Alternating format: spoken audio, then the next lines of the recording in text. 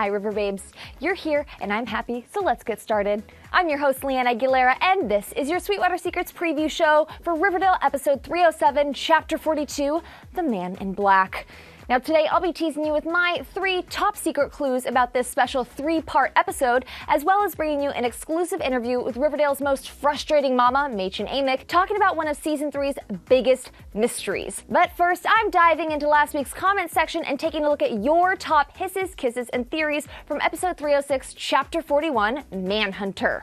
Kicking things off, It's Just Rosex commented, kisses to how you guys edit scenes from the episode to make an iconic reaction. Aw, thank you so much. You know, my editor Hank and I sit together and work a lot of late nights to find fun ways to use the Riverdale episode in our Sweetwater after shows, so I really appreciate that you guys have been noticing and enjoying our fun little cutaways. I'm obsessed with everything that just happened. Moving on, Juju Beans said, my initial thoughts when Veronica opened the computer file was, why did it have the sacrifice symbol? Why would Hiram name the file after G&G when he has nothing to do with the game? Something smells fishy.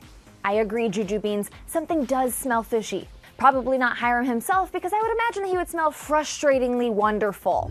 Yeah.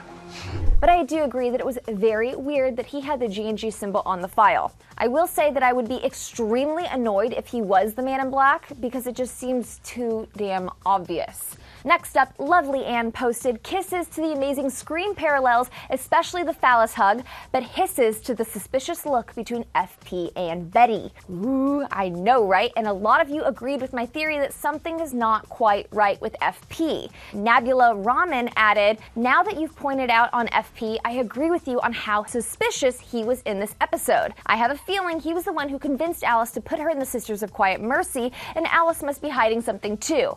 In fact, all the parents are starting to seem so shady. Yes, so damn shady. Can someone please turn on a Riverdale nightlight? Because I need to know who to trust. I thought we could trust Alice. What? But Victoria Kurzlach, I hope I said that right, pointed out hisses to the fact that the writers are making Alice a cruel mother when she's obviously not.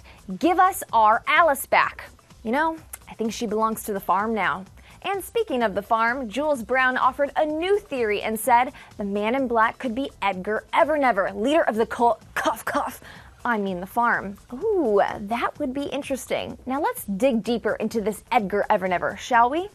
Now that we know that Alice has officially ditched her daughter so that she can frolic off with him at the farm, I think it's time that we dive deeper into this MIA character.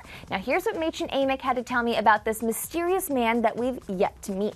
Edgar Evernever. Very mysterious, very alluring. You know, I think he's like one of those David Koresh kind of characters, where charming, woos a lot of women. Betty calls him a huckster, which is that's a good word. someone who goes door to door selling things. Betty thinks of him as like this guy who kind of considers himself like a disciple and his own god, and as one does in a cult. As one does, being the leader of a cult. And I think, you know, that Betty thinks that he's brainwashed all of these people, these poor people, that she has to figure out what he's done to her mom, because her mom is so different than what she used to be. And I think Betty misses the old Alice in a way, which is sad.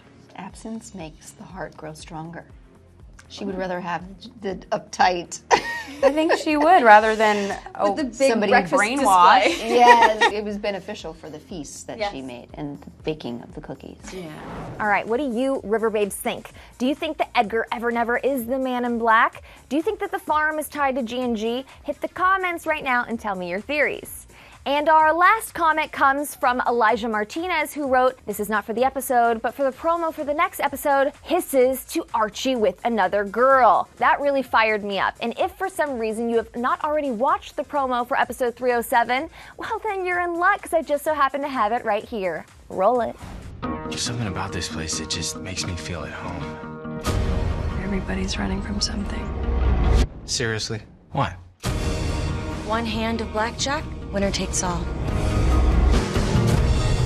This isn't Riverdale High. You've been a very bad girl, Betty. Restrain her. Okay, here are my initial thoughts. First, get the heck off Archie, you little farm floozy. Secondly, Veronica looks to die for with a red lip. And third, we need to get Betty out of the Sisters of Quiet Gargoyles immediately. I'm praying for you, girl. Oh, and then there's Ethel. Hi, Ethel. So do you Riverbabes remember last year in episode 207, chapter 20, Tales from the Dark Side, when the episode was broken up into 3 little stories? Well, the Riverdale writers have done it again, except this time the 3 tales will be focusing on Veronica's speakeasy woes, Betty's trying time in the Sisters of Quiet Mercy, and Archie and Jughead's small town adventures. Are you excited? Good, because I'm about to thrill you even more with my 3 tantalizing clues about episode 307. Here we go. Number 1, beware of foes disguised as friends. Number 2, hell hath no fury like a fictional princess scorned.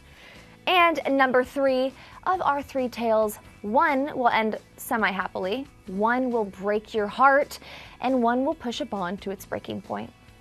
And there you have it. Thank you so much for watching this preview show for episode 307, and be sure to check back to Sweetwater Secrets with me after you've watched chapter 42, The Man in Black, for an exclusive interview with KJ Apa talking about the new big twist. Until then, please give this video a like, hit subscribe so you never miss any of my Sweetwater Secrets goodies, and then creep your way into the comments below to tell me what you think is going to happen in 307. Who do you think the Man in Black really is? What are your thoughts about Edgar Evernever? Could he be connected to G&G too? And can you crack my 3 clues? Shout it all out for me in the comments, and I'll see you after the episode, Riverbabes.